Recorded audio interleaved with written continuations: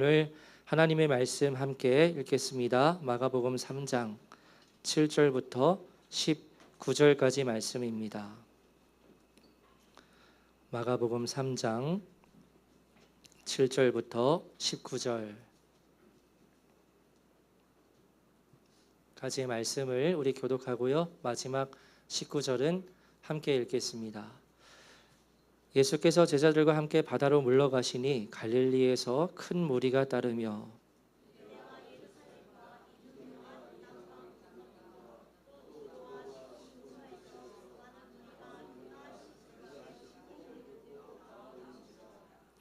예수께서 무리가 에워싸 미는 것을 피하기 위하여 작은 배를 대기하도록 제자들에게 명하셨으니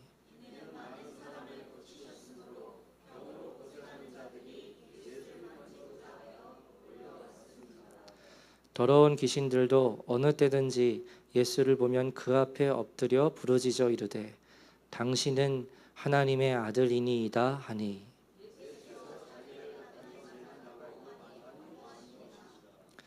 또 산에 오르사 자기가 원하는 자들을 부르시니 나아온지라.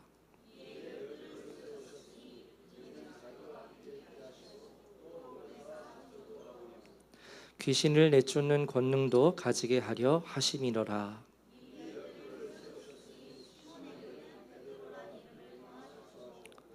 또 세베대의 아들 야고보와 야고보의 형제 요한이니 이 둘에게는 보아너게 곧 우레의 아들이란 이름을 더하셨으며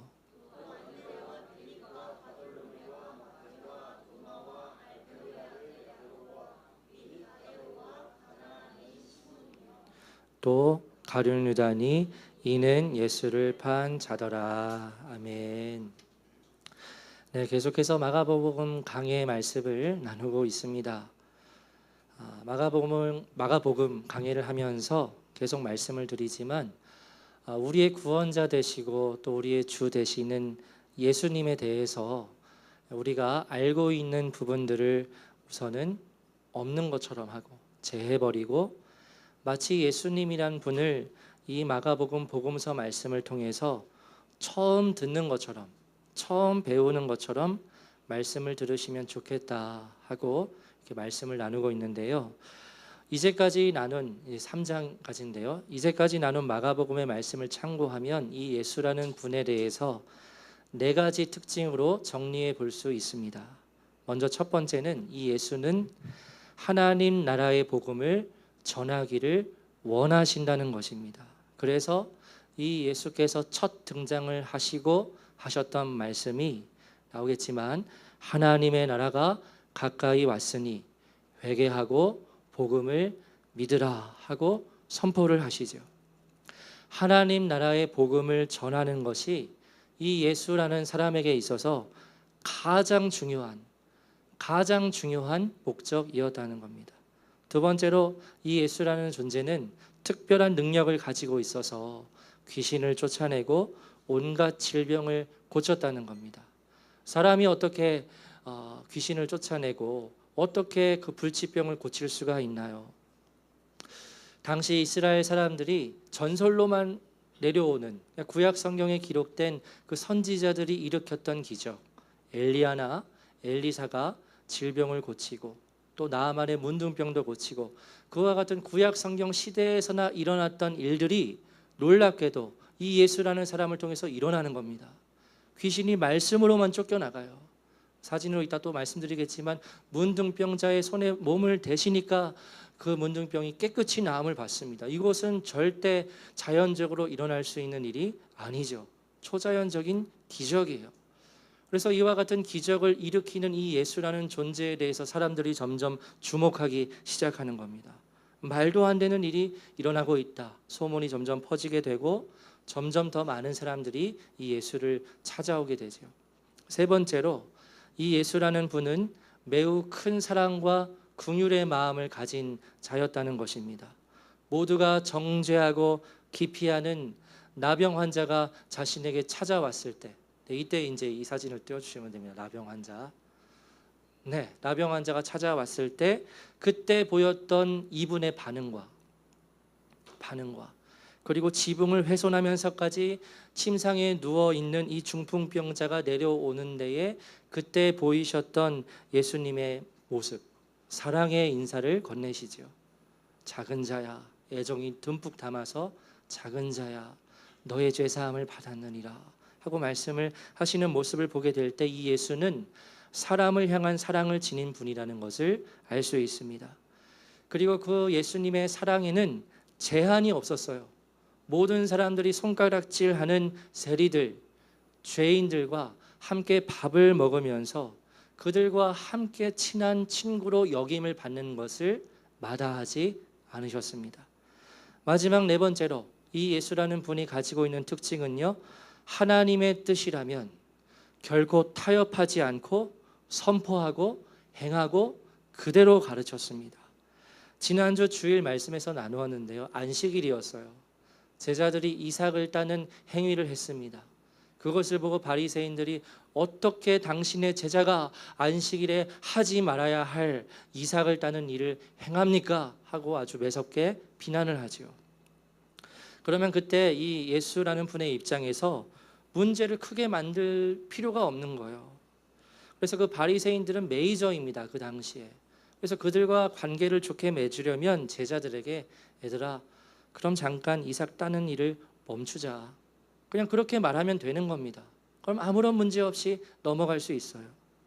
또 회당에서 안식일에 병자가 있었습니다. 손이 마른 사람이 있는데 그때의 바리새인들이 안식일에 병을 고칠 것인가 하면서 독사 같은 눈으로 주시하고 있었을 때, 그때 그 바리새인들을 생각하면 그 병든 사람에게 이렇게 말할 수 있는 거죠.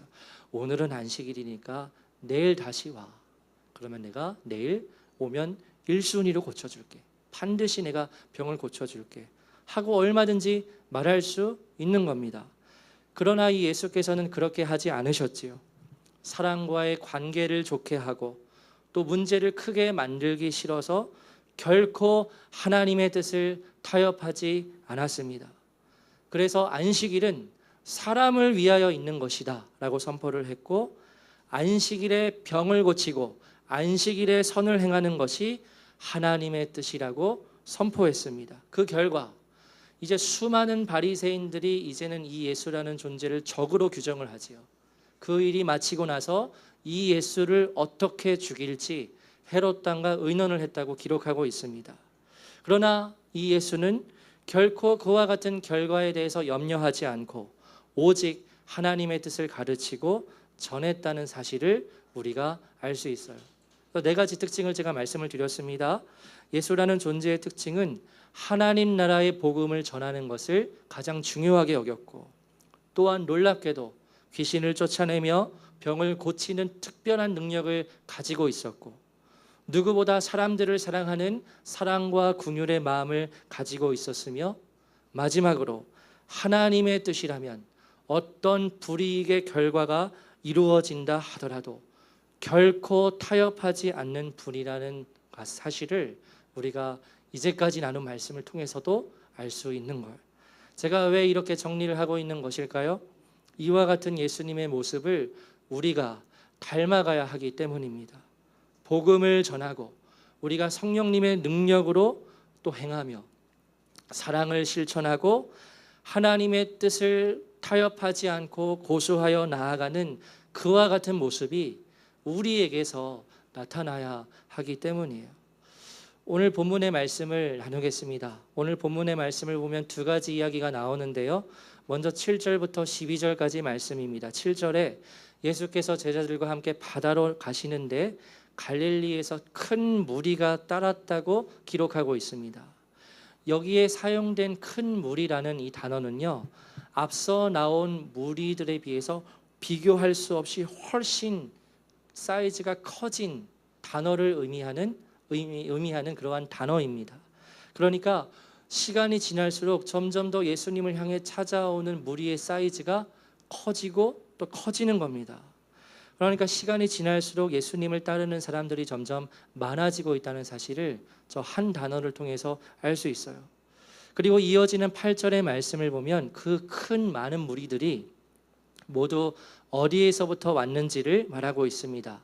유대와 예루살렘과 이두메와 요단강 건너편 두로와 시돈 근처에서 많은 무리가 예수께서 행하신 큰 일을 듣고 찾아왔다고 기록하고 있는데요.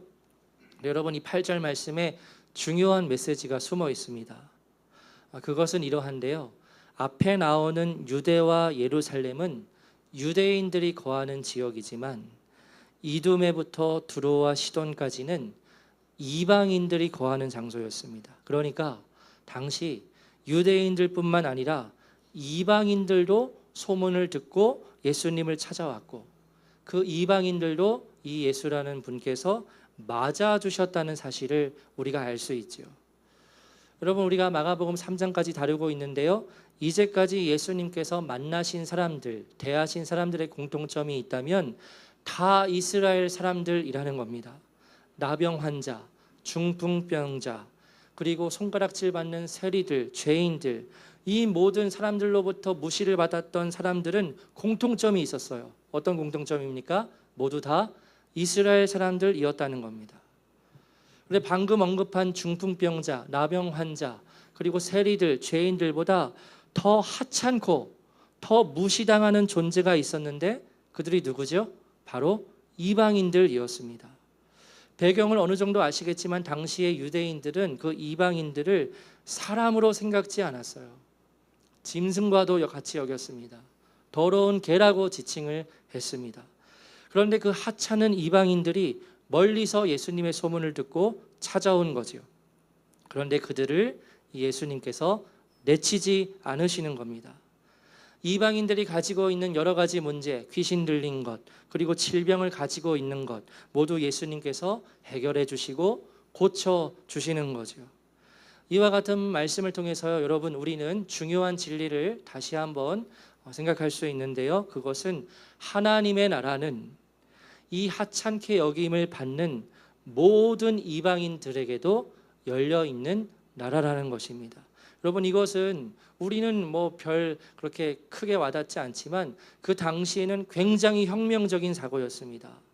이스라엘 사람이라면 누구도 이렇게 생각을 할 수도 없고 생각하기도 싫은 것이었습니다. 감히 그 하찮은 더러운 개와 같은 이방인들이 어떻게 거룩한 하나님의 나라에 들어갈 수 있습니까? 없는 거지요. 상상만 해도 싫은 거지요. 그러나 예수님께서는 그 이방인들에게도 하나님 나라의 복음을 전하시고 그들을 고쳐주심으로써 하나님의 나라를 맛보게 하세요. 여러분, 이와 같은 말씀은 오늘 설교의 제목대로 우리가 믿고 고백하는 복음은 한계를 뛰어넘는다는 것을 알 수 있습니다. 지금 예수님께서 무엇의 한계를 뛰어넘고 계신 겁니까? 신분의 한계를 뛰어넘으시는 거죠. 우리가 고백하는 이 하나님 나라의 복음은 사람을 가리지 않습니다. 그 어떤 사람이라도 하나님의 나라에 들어갈 수 있음을 우리는 알 수 있습니다.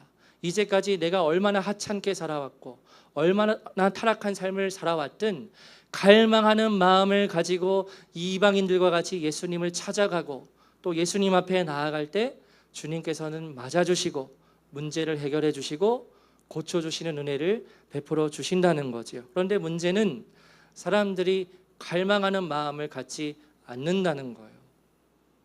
심지어 교회 안에서도 누구나 갈망하는 마음을 가지고 예수님께로 나아가면 예수님께서 맞아주시고 구원해 주시고 모든 문제를 해결해 주실 수 있으실 텐데 문제는 갈망의 마음이 없어서 예수님께로 나아가지 않는 거죠. 심지어 교회 안에 있는 사람들도요. 그러나 갈망의 마음으로 주를 찾으면 그분은 절대 내치지 않으신다는 진리를 오늘 말씀을 통해서 알 수 있어요. 다시 본문으로 돌아가면 수많은 유대인들과 이방인들이 예수님을 찾아와 10절에 예수를 만지고자 했다고 말합니다. 여러분, 당시 병을 앓고 있는 것은 부정함의 상징이에요. 부정한 자입니다. 부정하다는 것은 만지는 것마다 다 부정하게 되는 겁니다. 물컵을 만지면 이 부정한 물컵이 되고요. 제가 이걸 바구니를 만지면 부정한 바구니가 돼요. 병을 가지고 있는 사람은 부정한 사람이에요. 그런데 그 부정한 사람들이 왜 예수님을 만지고자 했을까요? 왜 만지고자 했던 거지요? 그들에게는 확고한 믿음이 있었던 겁니다. 한 번만 예수님의 몸을 만져도 내 병이 반드시 나을 것이라는 확실한 믿음이 그 사람들에게 있었다는 것을 보여줍니다. 그런데 여러분, 그 인원이 많아도 너무 많았던 거죠. 더불어 11절 이하의 말씀을 보면 귀신들이 예수를 보면 그 앞에 엎드려서 부르짖으면서 당신은 하나님의 아들이니다 라고 고백하는 것을 볼 수 있습니다. 정확한 고백이죠. 당신은 하나님의 아들이니이다. 귀신은 예수님의 정체를 정확하게 알고 있죠.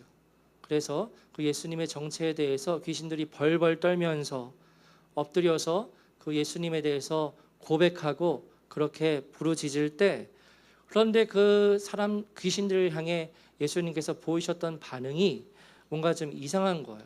조금 의아함을 자아내게 하는 반응을 보이십니다. 어떻게 반응을 하시냐면요, 자신이 하나님의 아들인 사실을 마치 사람들에게 숨기고 싶어 하시는 것처럼 경고하시는 거죠. 나를 나타내지 마, 내 정체를 말하지 마 하면서 많이 경고하셨다고 그렇게 기록하고 있어요. 여러분, 이 부분은 우리가 어떻게 이해를 해야 하죠? 자, 새벽 예배 때 말씀을 드렸지만 당시 하나님의 아들이란 표현은 이스라엘 백성들이요 기다리고 있는 메시아를 부르는 표현이었습니다. 그러니까 하나님의 아들은 메시아예요.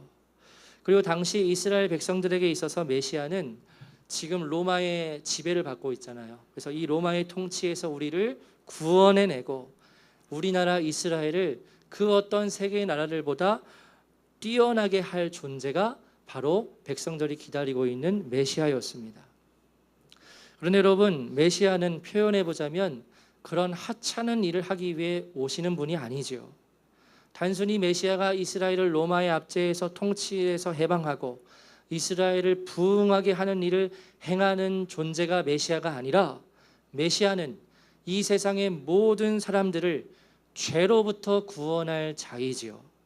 그런데 이스라엘 사람들이 지금 메시아에 대해서 잘못 생각하고 있는 겁니다. 그런 상황 속에서 귀신들이 예수를 향하여 당신은 메시아입니다 라고 그렇게 고백하는 것을 사람들이 듣게 된다면 사람들이 어떻게 오해를 할까요? 야, 저 예수가 우리를 로마의 통치에서 해방시킬 수 있겠구나, 우리를 구원하겠구나, 저 예수가 특별한 능력을 일으키는데 곧 이제 우리를 압제하는 로마 군대를 능력을 발휘하여서 다 물리치겠구나, 우리를 해방시키겠구나, 우리 이스라엘을 부흥시키겠구나 하고 그릇된 기대를 갖게 하는 겁니다. 이러한 배경이 있기 때문에 예수님께서는 귀신들에게 내가 하나님의 아들 메시아인 것을 말하지 마 하고 경고를 하고 계시는 거예요. 두 번째 이야기입니다. 오늘 이 본문의 두 번째 이야기는 예수님께서 모든 제자들을 부르시고 그들을 세우시는 이야기입니다. 우리는 앞의 이야기를 통해서 예수님께서 이미 5명의 제자를 부르신 것을 알고 있지요. 베드로와 안드레, 야고보와 요한, 그리고 세리였던 누구입니까? 마태까지 부르셨어요. 그리고 오늘 본문의 이야기에서는 나머지 7명의 제자들의 이름까지 기록이 되어 있습니다. 16절 이하의 말씀을 보면 12명의 제자들의 이름이 순서대로 기록되어 있는데요. 첫 번째는 16절에 나오듯이 시몬, 즉 베드로입니다. 여러분, 베드로의 원래 이름이 시몬입니다. 그런데 예수님께서 베드로라는 별명을 붙여주시지요. 베드로는 우리가 잘 알듯이 돌, 반석과 같은 뜻의 말입니다. 그래서 예수님께서 베드로에게 시몬이죠. 시몬에게 너는 베드로라 라고 이렇게 별칭을 부여하신 것은 주님께서 이 12명 중에서도 이 베드로 시몬을 특별한 제자로 간주하셨다는 것을 우리가 알 수 있어요. 그리고 똑같은 예가 17절에 두 사람에게 적용이 되지요. 야고보와 요한인데요. 이 둘에게는 보아너게, 즉 우레의 아들이란 별명을 예수님께서 더해 주시는데, 이 부분으로 인해서 오늘날 해석을 할 때에 이 야고보와 요한은 우레, 즉 천둥처럼 아주 급박하고 다혈질적인 성격을 가졌을 것이다 라고 보통 그렇게 해석을 하는데요. 다른 해석도 있습니다. 그 당시에 우레와 천둥은 하나님의 나타나심과 관련이 있었거든요. 그래서 하나님의 나타나심과 관련한 긍정적인 의미로 저 보아너게라는 별명을 해석하는 그러한 주장도 있습니다. 그래서 어쨌든 시몬과 야고보와 요한은 특별히 예수님께로부터 별칭을 부여받은 제자들이고요. 그 다음에 이제 안드레와 빌립, 바돌로메, 마테, 도마와 알페오의 아들 야고보, 다레오와 가나나인 시몬이 있는데요. 이 가나나인은 아람어로서 열심당원이라는 뜻의 말입니다. 그러니까 이 시몬은 열심당원 시몬이라는 기록이에요. 여러분, 열심당원이 어떤 사람들이었냐면요, 말씀드렸죠. 그때 이스라엘이 로마의 지배를 받고 있었는데 이 열심당원들은 반로마 체제의 정치 성향을 가지고 있던 사람들이었습니다.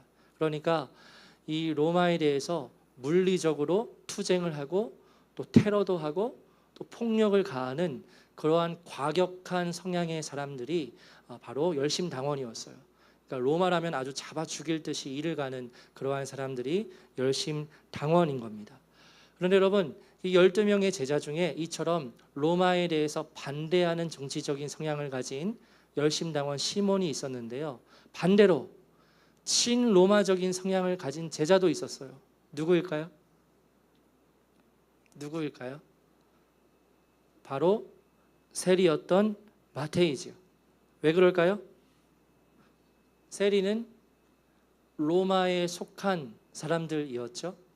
로마에게 실제적인 도움을 받는 사람들이었습니다. 그러니까 세리는 이 로마에 대해서 그렇게 크게 부정적으로 생각을 하지 않아요. 오히려 긍정적으로 생각을 하고 그 로마에게 협력하는 그러한 정치적인 성향을 가지고 있던 자가 바로 세리였던 마테이지요. 그래서 이 12명의 제자 그룹의 구성을 보게 될 때 오늘 설교의 주제와 연결될 수 있는 지점이 있습니다. 그것은 예수님의 제자 그룹 안에 정치적으로 정반대의 성향을 가진 이들이 함께 존재했다는 것입니다. 아까 말씀드렸듯이 제자 중에 열심당원 시몬이 있었고요. 그리고 세리 역할을 했던 마태가 있었습니다. 정치적으로 완전히 정반대의 입장을 가진 사람들이 예수님의 제자 그룹의 한 그룹에 속해 있는 거예요. 그래서 우리나라의 역사로 대입을 해보면 일본에 대항해서 투쟁하는 독립투사와 그리고 친일파가 한 그룹 안에 묶여 있는 겁니다. 그렇게 생각을 하시면 돼요.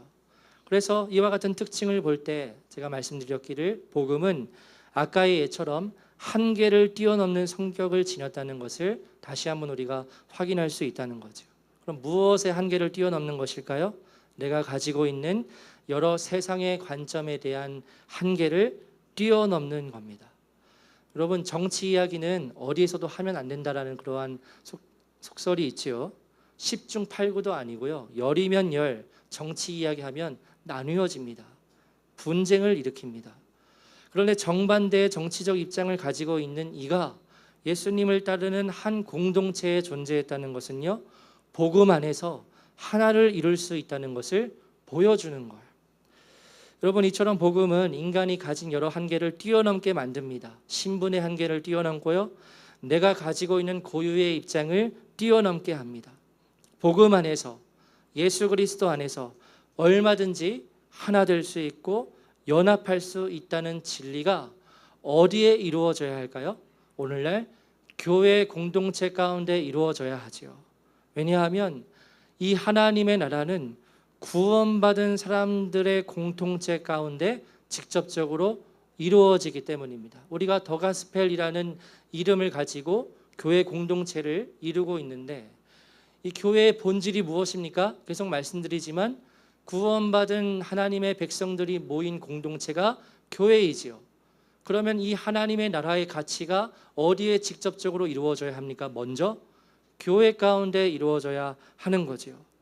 그래서 이 교회 공동체 안에서 우리가 하나님의 나라의 가치를 실현시키지 못하고 하나님 나라의 가치가 이 안에서 드러나지 못한다면 우리는 예수님을 따르는 그리스도인들이라 결코 말할 수 없다는 겁니다.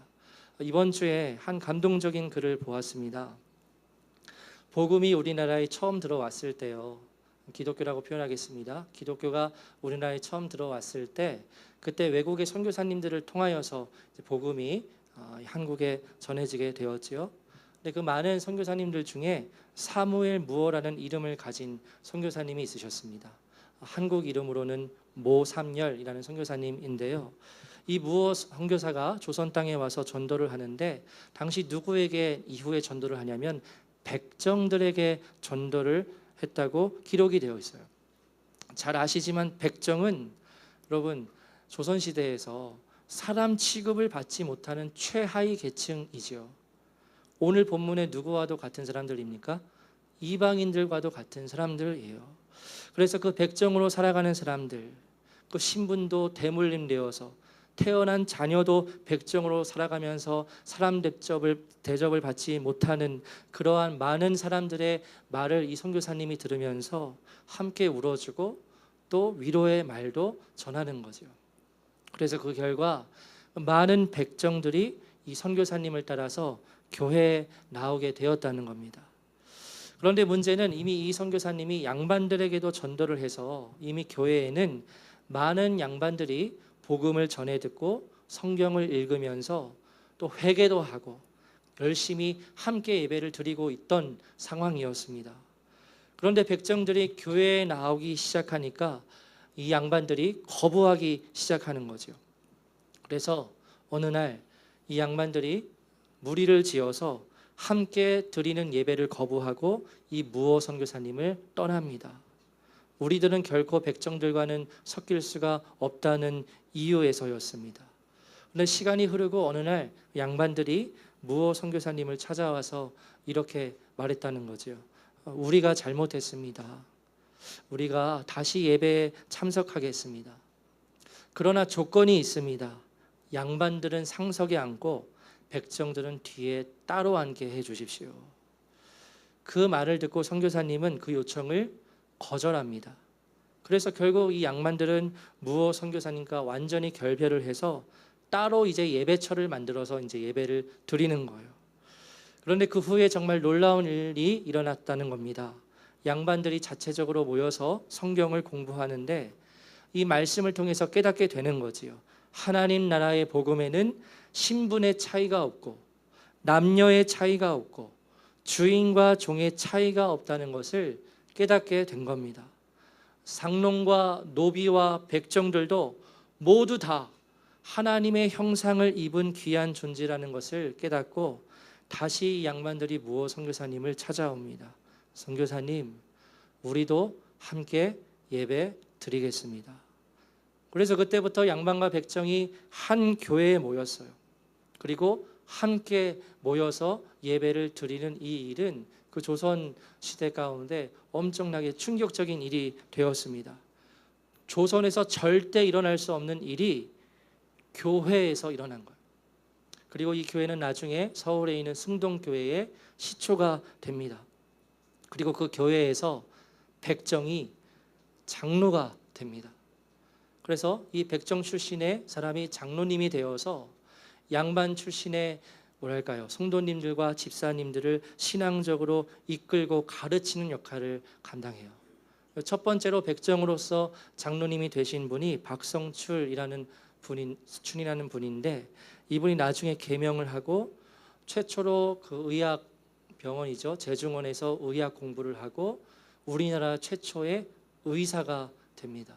그래서 그와 같은 한국 기독교의 역사가 있다는 것을 이번 주에 알게 되었어요. 여러분, 이것이 바로 복음의 능력이지요. 이것이 이 세상과 인간이 가지고 있는 한계를 뛰어넘게 하는 복음의 능력과 생명이지요. 그리고 이 복음이 어디에 실현되어야 할까요? 아까의 이야기처럼 교회입니다.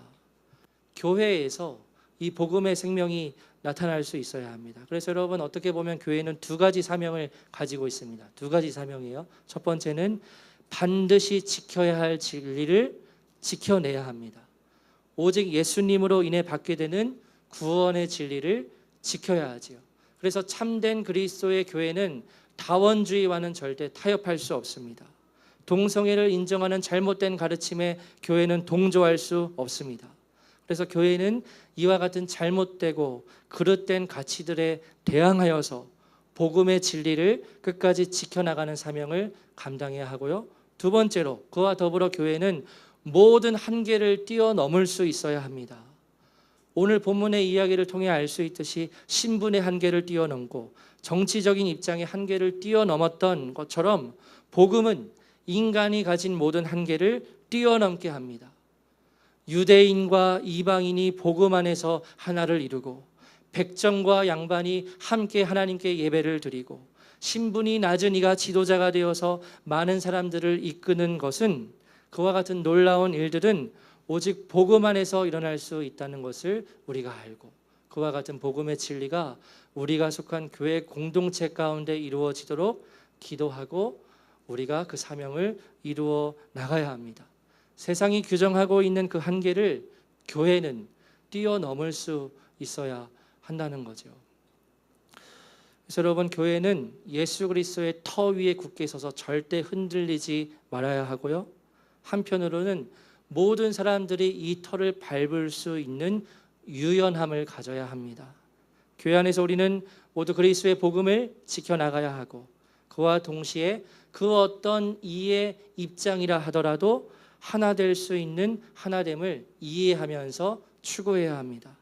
나의 생각과는 다르다고 갈등을 일으키지 말아야 합니다. 오직 말씀에 근거하여 오직 하나님의 뜻이 교회 공동체 가운데 이루어지도록 함께 노력해야 합니다. 그래서 말씀을 정리하려고 하는데요. 여러분, 바라는 것은 제가 아까 전교인 수련회 광고하면서 말씀을 드렸지만, 함께 교회 공동체를 이루고 있는 우리 모두가 서로를 더 깊이 이해하고 복음 안에서 더 깊은 교제를 나누게 되기를 원합니다. 그래서 전교인 수련회에서 정말 뭔가 좀 연령의 높고 낮음을 뛰어넘고, 그리고 개인적으로 친한 성도님들 여기 있으시잖아요. 그러나 그것도 뛰어넘어서 예수님 안에서 모두 다 친밀하게 교제를 나누는 역사가 수련회를 통해서 또 이루어지게 되면 좋겠다는 뭔가 강한 바람이 들었어요. 저희 교회가 무슨 수천 명이 되는 그룹이 아니기 때문에 오히려 그와 같은 교회의 본질을 더 잘 이루어 나갈 수 있고 주 안에서 함께 할 수 있는 좋은 장점을 가지고 있습니다. 그래서 제가 항상 말씀드리는 것은, 먼저 우리 각 사람이 복음 안에서 새 사람으로 거듭나야 하고요. 그게 첫 번째예요. 새 사람으로 거듭나야 하고요. 그와 동시에 옆에 있는 아직 말을 터지 못한 성도님들에게 우리에게 마음을 열고 친밀한 교제를 나누는 것입니다. 그러한 의미에서 6월 전교인 수련회에 꼭 참여해 주시고, 그 뜨거운 집회를 통해서 살아계신 하나님, 살아계신 주님을 반드시 만나고 동역자로서 우리 함께 주 안에서 더 깊이 교제를 나누고 친밀해지는 시간이 되기를 우리 함께 기도로 준비하면 좋겠습니다. 우리 함께 찬양하고 우리 기도하겠습니다.